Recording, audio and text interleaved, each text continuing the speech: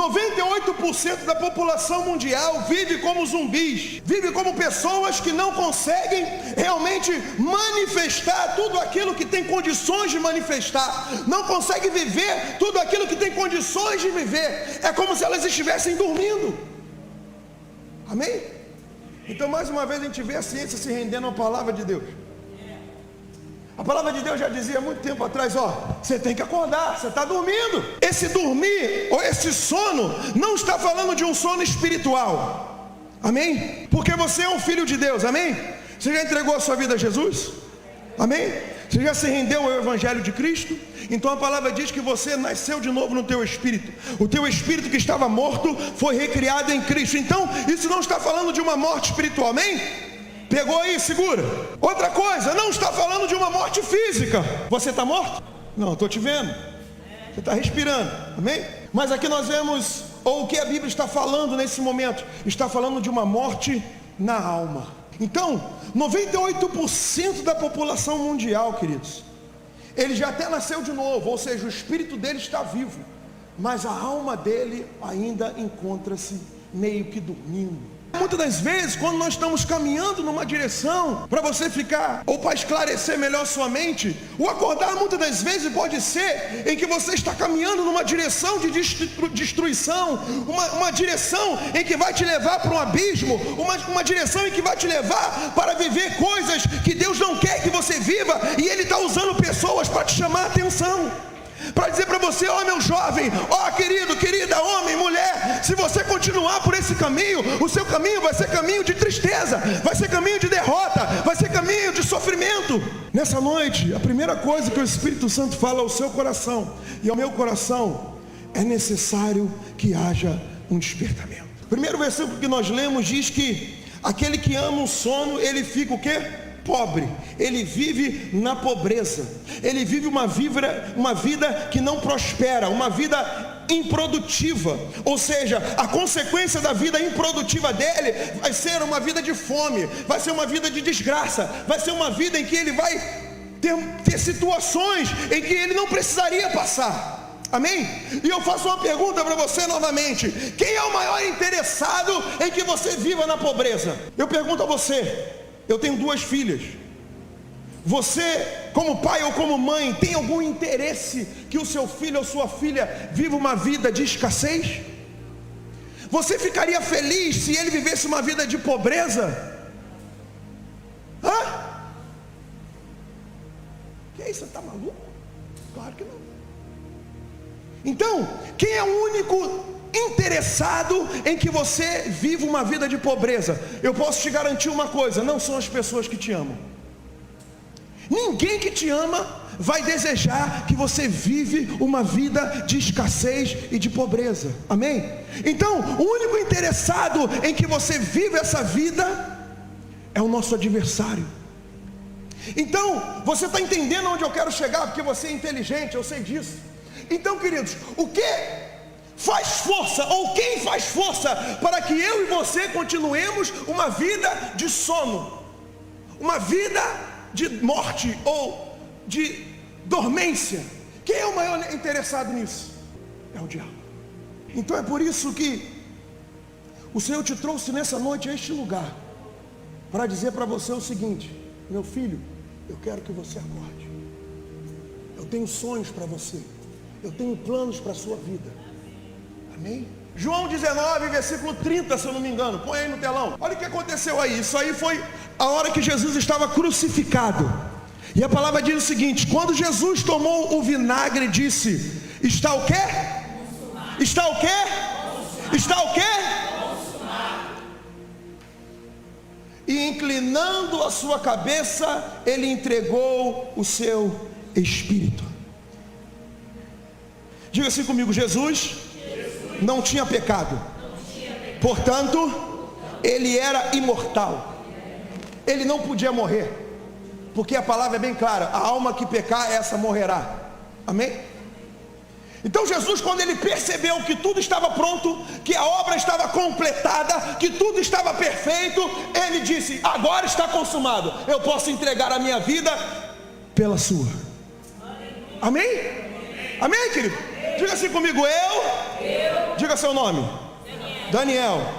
Jesus não podia morrer, mas ele entregou a vida dele pelo Daniel. Diga o seu nome. Então o que eu quero dizer aqui com esse versículo que o Espírito Santo acabou de me lembrar agora, quando Jesus disse está consumado, essa palavra tetelestai no original quer dizer está completo, a plenitude aconteceu, todo o plano de Deus se concretizou. Você ouviu aqui o plano perfeito de Deus em João 19:30. Jesus diz está completo, está realizado, está feito, tudo que Deus tinha que fazer pela humanidade eu completei agora. Amém? Agora, tudo que Deus tinha que fazer, Ele já fez. Outro texto, Efésios 1:13, diz que Deus já nos abençoou com toda sorte de bênção nas regiões celestes, nas regiões celestiais em Cristo Jesus. Onde? Aí na cruz. Quando Jesus fez a obra, quando Ele completou a obra, a palavra diz que Deus nos abençoou com toda sorte de bênção. Então diga para a pessoa do seu lado, meu querido, entenda o seguinte, Deus já te deu tudo o que você precisa. E por que Ele está falando para você que você precisa acordar? Vou dar um exemplo rapidinho, fresquinho, que aconteceu conosco. Esse período está em que a minha esposa está para pegar o PIS dela, né? Tem direito a PIS. E o PIS ficou de cair agora, essa semana, amém? Só que é o seguinte, o PIS está onde? Tem algum agente da Caixa Econômica Federal do governo que vai bater lá na tua casa? Ei, vim aqui te entregar teu PIS. É assim que acontece? Se você for mandado embora, você vai receber a chave, vai receber toda a documentação. Mas se você, irmão, não for na caixa, não der entrada, não fizer o que tem que fazer, o que vai acontecer? Tu não vai ver nem R$1 do dinheiro. Amém?